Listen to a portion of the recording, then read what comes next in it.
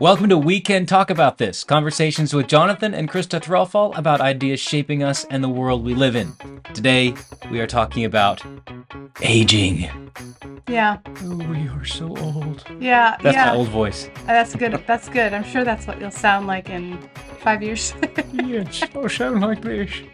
So we wanted to have more of just a conversation about this. So we have a flow that we want to run through, but we also just wanted to chat and decided to record it while we do.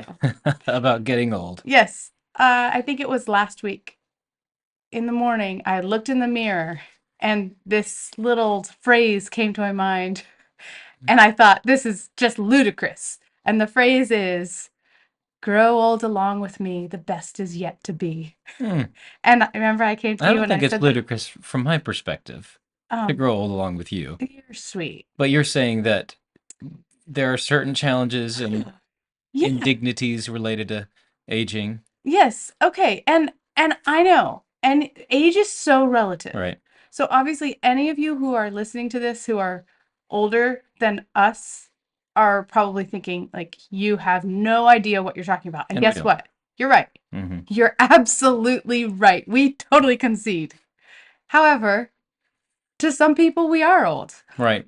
Remember that wasn't it a French proverb I sent you recently that said 40 is the old age of youth. 50 is the youth of old age. And the reason why you sent that to me is because I'm 40. Yeah. And I realize that to many of our listeners and viewers, thousands, millions of you probably, we look like the very embodiment of youth and vigor. It probably looks like we've been lapping at the fountain of youth just recently. And to some of you, you wonder what's in this mug. and to some of you, it looks like we are old and decrepit with one foot in the grave and the other in a banana peel. Yeah, that's one of your favorite phrases. It's a great phrase. I heard a preacher say it one time. He said, "Yeah, we got one foot in the grave, the other on a banana peel." I'm sure that was the main point of his story. That's the only takeaway I got. It was the residual message. But yeah, so it's an important topic because as true as it is that some people are older than others, right? Everyone is aging at the same rate. Yep. Even though it seems some of us are aging more rapidly than others. Right. And this applies to everyone. It does. Yes. It's like, some things on parenting or marriage. Well, not everyone has kids. Not everyone's married. But aging, it happens to every single person. Yeah. Yeah. So what is good about aging? Let's talk a little about the good. Okay. You go first because you brought it up. Man. Okay. Never mind. I got one. I can't think of anything. No, go ahead. One thing is that aging brings experience. Yes. So a lot of experiences happen as you grow old. Right. Getting your first job, graduating from high school, maybe college, having more relationships. Yeah. Having more financial responsibility. Your experiences, different expectations even increase as you age. Experiences increase, doubtless, because you have more of lived life. But as a counterpoint, not all experiences make you a better person. No. In fact, some experiences can embitter you, hurt you. So I would probably say yes, and it depends on what you do with those experiences. Right? Yeah, but I didn't say that with experience comes wisdom. Right. I just said with age comes experience. Right. With age comes experience. Yes. And wisdom comes, I would say, as those experiences are filtered through and interpreted by Scripture, the Word of God. Proverbs 16:31, gray hair is a crown of glory. It is gained in a righteous life. I think some translations say, if it is gained in a righteous life, it is to be found in the way of righteousness. Yeah. I think, too, with experience comes a degree of self-confidence. Not bad, arrogant self-confidence, but I think the sort of confidence that says, yeah, I've been there before. I've had that experience. When you're young, a new experience, a crisis seems like is the biggest crisis that you've had. And when you're older, you can say, I've been through this before, and it gives you more perspective. Yeah. Okay, let's branch off because I want to talk about some things that we love about aging. Okay. So versus our maybe teenage or 20-ish year old self. Yeah. Here's something that I have loved about my 30s is that I feel more confident in who God has made me to be. Whereas I look back at my 20s, and I think there was a lot of like figuring out who I was supposed to be, Right. trying to be someone that I wasn't, Mm-hmm. trying to yeah, trying to be a whole different person, Yeah. and trying to take on other people's personalities or giftings that weren't mine. Mm-hmm. And then I would say a lot of that, like, not that you have to become a parent to grow in that area, but I know parenting has definitely helped me Mm-hmm. in Yeah. that area. In what way? Mm, I think part of it is seeing our kids and the Mm-hmm. different giftings and personalities that they have, Mm-hmm. um, seeing the unique individuals God has made them to be, Mm-hmm. and then the unique individual He's made me to be. Mm-hmm. How I'm unique in being their mom, but Yeah. how I'm the exact mom that God wants them to Yeah. have. Yeah.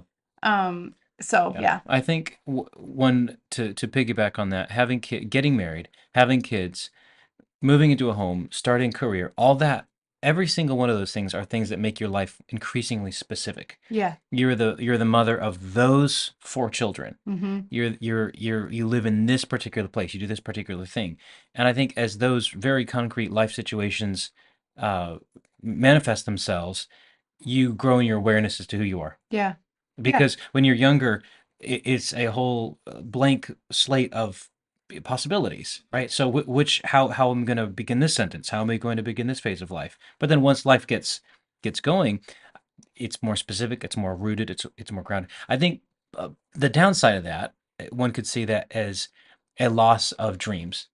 So someone has said that middle age is realizing that everything you dreamed you could do, you won't do. mm-hmm, It's this settling realization of, oh, this is what my life is now. yeah, And depending on how you have navigated your life to that point, you can either be very disillusioned and disappointed, or you can be joyful mm-hmm, and thankful for where you are. Where yeah, the Lord, specifically as a Christian, we're always filtering this through the perspective of a Christian worldview. As a Christian, you're thankful for the way God has brought you. mm-hmm, yeah. That's good. Yeah, so those are some things I think about age that are good. Increase the potential for increase in wisdom. Yeah, You're saying you can be more confident in who you are, mm-hmm, specifically who God has made you to be. yeah, yeah. Anything else that you think you love about aging? Not off the top of my head. Your rugged good looks. That that was the elephant in the room. That's the thing everyone was thinking about but didn't want to say. So thanks for broaching that topic. Yes, yes. The rugged good looks Mhm. is something. Yeah, roguish good looks, I would say. um, the gray hair is frosting my temples. Yeah, Um, frosting I do. makes me think of cake. Hey, whatever it takes for you to be attracted to this. So I do want to just talk about comparing old age and young age, Yeah. old age and youth. Like, so Francis Bacon has this delightful little essay called "Old Age and Youth" or "Youth and Old Age." I can't remember what it is, but you could look it up. So he contrasts the strengths and weaknesses of Mhm. being young and old. So here are some of the uh, deficiencies of youth. He says, "Young men embrace more than they can hold, stir more than they can quiet, fly to the end, pursue what few principles they have chanced on absurdly, use extreme remedies, and will not acknowledge or retreat them." Hmm. I think about Pretty harsh. it is harsh. There's other things that he says that are good Yeah. toward youth. He says they have a greater capacity for imagination. And actually, this is very interesting. I was reading a book on mathematics Hmm. and people that discovered um, yeah, certain mathematical theories and kind of breakthroughs. They're always young. They're always in their early 20s. Hmm.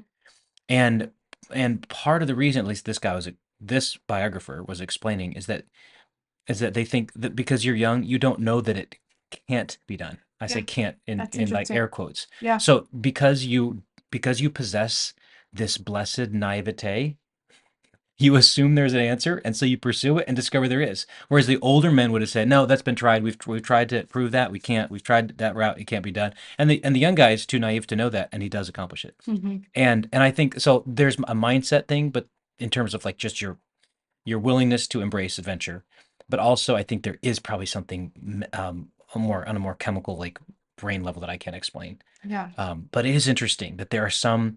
accomplishments that are the domain of youth. Mm-hmm. And there's some accomplishments that are domain of age. Like I remember reading the Yeah. introduction to an Old Testament theology book, like a massive book on Old Testament theology. And this guy was saying Old Testament theology is an old man's sport because it requires the accumulation of a lot of very rigid disciplines, the acquisition of several different languages, Hmm. that are best studied and discovered as when in your youth, Yeah. right?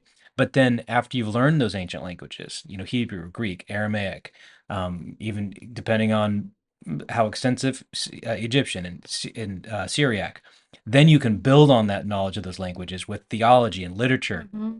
So by the time you're in like beyond middle age, you're able to write an Old Testament theology. It's not something a Interesting. young person can do, Yeah. but an older person couldn't probably come up with the mathematical breakthroughs that younger men have had. Mm-hmm. So it depends whether or not youth is a strength or liability depends on even what domain of life you're in. Well, think of sports, for example, Mm-hmm. like high impact sports. Yeah. You're gonna pinnacle at a very early age, and I think that's one reason why a lot of guys that do really well when they're young they can be lost. Like I talk about athletics, like in sports, they can be lost for the rest of their life because they'll never achieve the pinnacle that they had accomplished unless they find something else to throw themselves into. Yeah. Yeah. Which when you think about being a Christian Hmm. and why you do what you do, Hmm. there has to be something bigger Yes. than just your occupation Hmm. or profession or relationships or anything. If that's the peak, then it's true that old age is just nothing but loss, loss, loss, loss, loss. Yeah. But if there's something bigger, and we contend that there is, then while old age does signify a time of loss, it it is doesn't only signify loss. Right. It can be a time of gain and even of greater influence for the kingdom of heaven. Right. Yeah. So I think of what Paul says in 2 Corinthians, that the outer man is perishing, Yeah. but the inward man is being renewed day by day. Mm-hmm. So Paul's acknowledging the reality, not just of aging, but in his case, of the physical effects of persecution. He had been whipped, he had been shipwrecked, he had been beaten, and all of this took an immense toll on his body. And he can say that even though his body was deteriorating, there was something, the inner person was growing and Yeah. becoming more youthful, more uh, alive, what it should be. So, as a Christian, yeah, we always believe that the best days are ahead. Mm-hmm. Even at the end of our days, the best days are ahead. Yeah.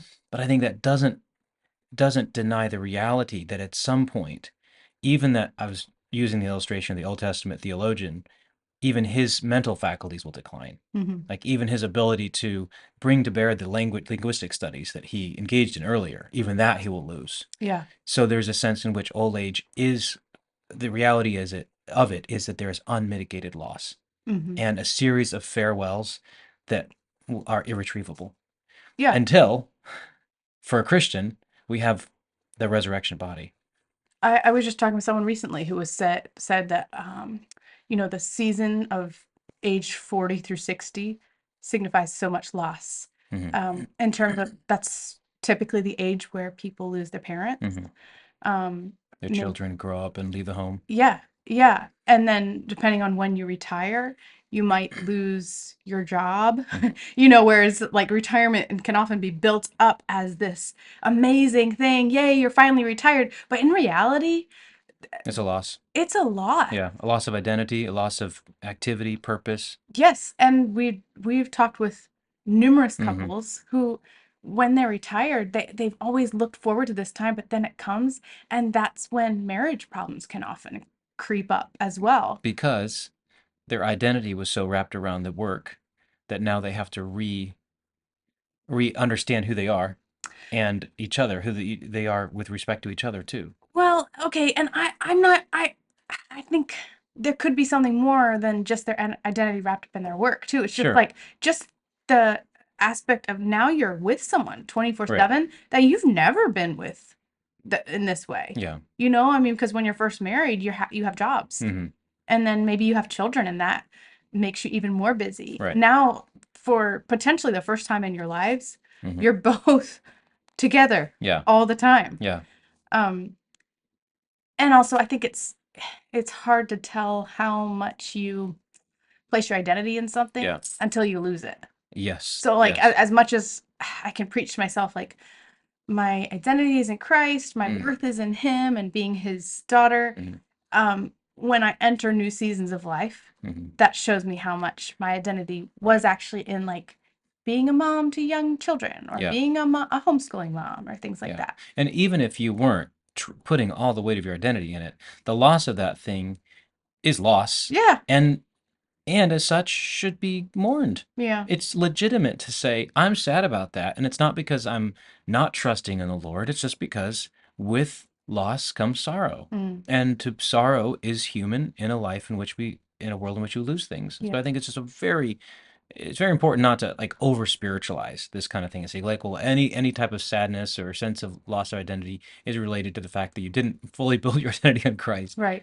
Um, yeah, with the loss of people, friends, relationships, um, as well as work opportunities, home, children, the stages of children's lives. Like we look at our kids, and you can see even the picture on the wall. Like this is a new picture that we just put in there. Like the old picture from a year ago, our kids' faces were just a little more babyish, a little more chubby, a little more, and there's those stages that we say we will never experience that again. Yeah. So that can be sad.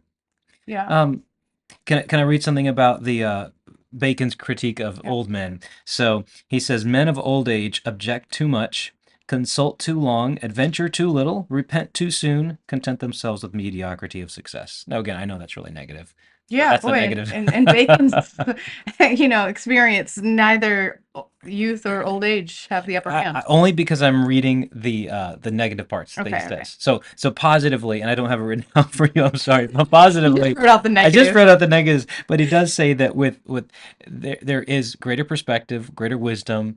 They're less likely. I mean, basically the opposites of the vices associated with youth. Yeah. He says youth embrace more than they can. That means that you try to take on more responsibility you're really capable of. Well, an older person knows, like, I'm not capable of doing that. Yeah. So I'm not going to stress myself out. And in so doing, he'll probably be more effective. Um, Actually, and I want to bring this up to you, you several years ago encouraged me to write notes to my 55-year-old self. I really have no recollection of that, and I'm wondering why did I choose the number I 55? think you just chose something, an arbitrarily post middle age number. Interesting. Um, and so I did, and I had several thoughts that I Hmm. wrote. I don't remember exactly when I wrote these. The date here is probably when I transferred that to this particular file.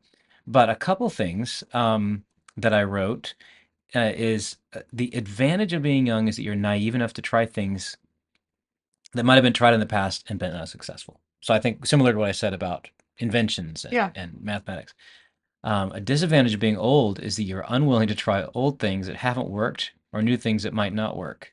And I think that the caution that I wanted to give my 55-year-old self is just because something has worked in the past doesn't necessarily mean it's worth repeating constantly in the future. Like you run the risk of saying, well, it's always worked for us, so we're going to do it again, when in fact it's really not working like it should. Maybe you should try something different.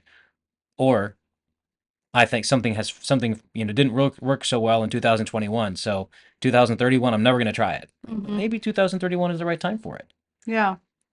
Yeah, that's interesting to think Yeah. about because it does take work to try something new. Yeah. And I don't know. If I could be devil's advocate on that, like sometimes you might get to a point where you just don't really have energy to try something new.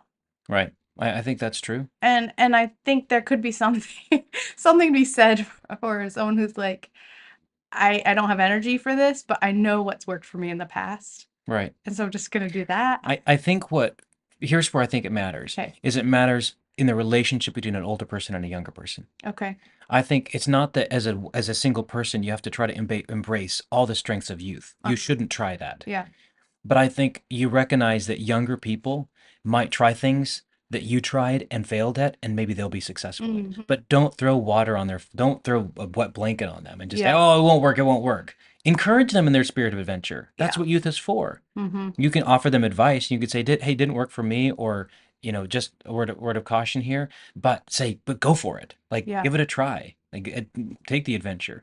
I think there's a way in which old age can produce a spirit of cynicism if you're not careful, Yeah. or pride that I don't want anybody younger to have done something more successfully than I did it.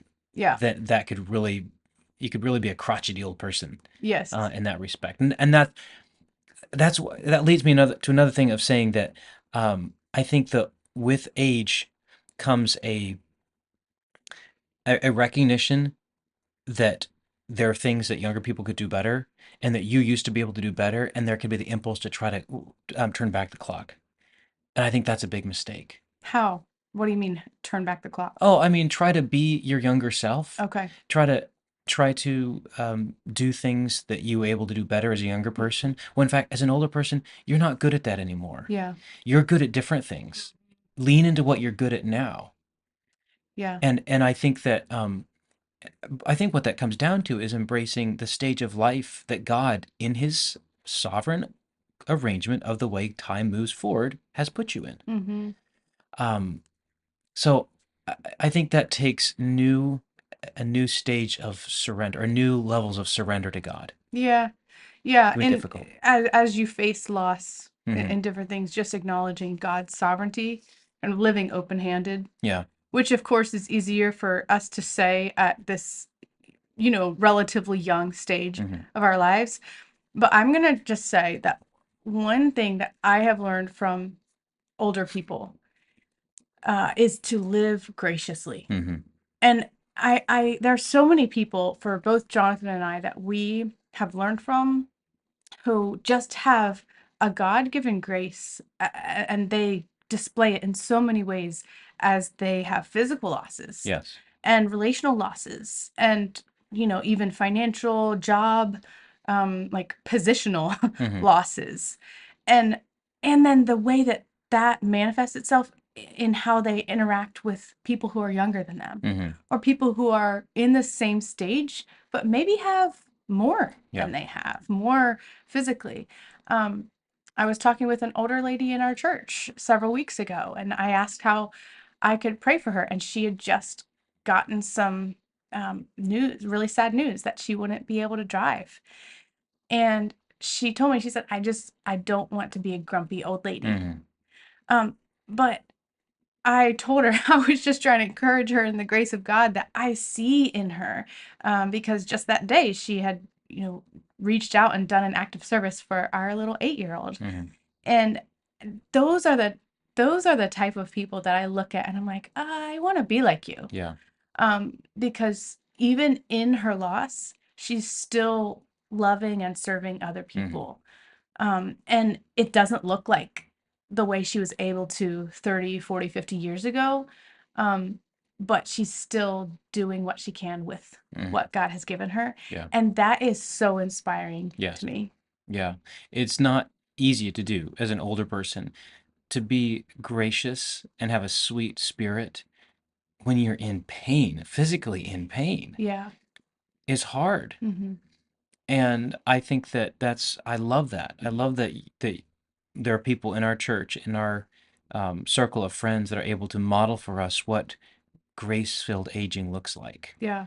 Um, And another thing too is you talk with someone who uh, is elderly and had lost a lot of physical abilities, and one thing that she had mentioned was how she's prayed for other people, yes. and Yeah. she's found it so easy to be self-focused, Hmm. and in that time is when she has reminded herself how much she needs to pray for other people who are suffering. Yeah. I think it's easy, no matter what stage you're at, but it's easy just to keep your eyes down and Hmm. see what you have. And then as you're aging, like you see things being taken Yeah. away, and it can be easy to focus on not what you have, but what you don't have, Yes. Yeah. instead of looking at the Lord Yeah. in His sovereignty and what He's given and allowed you to not have, and Yes. looking at other people. Yes. Um, I was also talking with someone yesterday. I think this is a really good perspective on aging. She is in, potentially her last decade or so of life, and she talked about the gift that it is to Mm. age, even with the struggles that comes with it. Mm. Um, it is a gift Hmm. that God has given her. And I was so encouraged by her focusing on that, Yeah. because it's true. You think of people who have passed away earlier than we would have Hmm. liked. And so then to hear someone complain about aging, Hmm. is a little bit hard to take. Mm-hmm. Yeah. Um, Yeah. so it was a blessing to hear her acknowledging there are struggles to this, but it's also a gift from God. Mm-hmm. Yeah, that's good. I think that with that, the struggles that aging can bring, um, it also makes me think that there are unique struggles associated with aging. Like there are you're reaching a stage in life and you're like, okay, I have to now be attentive to there were temptations, there were urges, there were potential down pitfalls as a young person. Now there are a different set for an older person. And one thing that I was doing recently, I can't remember if it was in a conversation or just by myself, but thinking through different people, characters in the Bible that failed or fell in some way in their older years. Mm, It wasn't as a young person, but you think of King David, yeah. his moral failure Yeah. with Bathsheba. You think of Solomon in his old age. His wives turned his heart away from the Lord. King Asa, he started out as a really powerful young king who brought about some incredible spiritual reforms, and then in his old age he stopped trusting the Lord. Mhm. And so again and again you Yeah. have these characters that they met these it was in the end their later years that they Right. failed. Right. And we see that even with, we mentioned a few weeks ago, like a well-known pastor who disqualified himself because of moral failure. Um, it makes us want to. It motivates me to pray for people in their older years, and for Mhm. myself too. Yeah. It makes it, I think, so much the more devastating, partially because the older you are, the more potential you have for more influence, and so more people know about that. Hmm. Yeah, it's very sobering. Yeah. Um, you know, on the topic too, the book of Ecclesiastes does talk about aging. Yeah. So there's this section in chapter 12, and it says, "Remember your Creator in the days of your youth, before the days of trouble come, and the years approach when you will say, I find no pleasure in them." He's talking Mhm. about old age, Mhm. and then he goes on to describe the process of aging in metaphorical terms. He's talking about. He says, "Before the sun and the light and the moon and stars grow dark, the clouds return after the rain. The keepers of the house tremble." That's the hands. Strong men stoop. The legs. The grinders cease because they are few. The teeth they're falling out. Those looking through the windows grow dim. The eyesight is being lost. The doors to the street are closed. The sound of the grinding fades. That's the hearing loss. So it's describing this process, Yeah. and it's telling young people um, to to honor the Lord before that comes, so that when that does come, which it will inevitably, if unless you die earlier, you will have fix your heart in trusting the Lord. Hmm.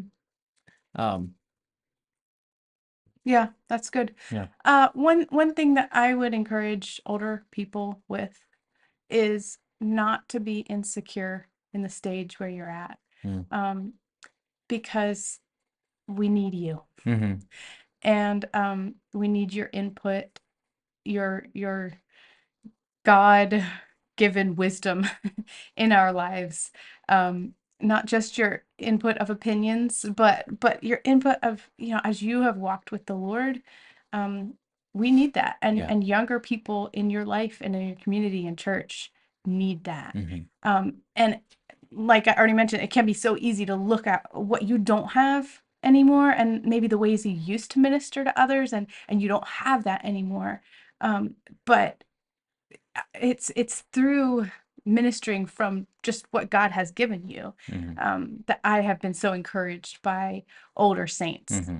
Um, and a lot of that is, gracious, Yeah. gracious people Yes. who have been walking in the fear of the Lord, have been studying His Word and praying, and it just comes out of Yes. them Yeah. in like everything they talk about.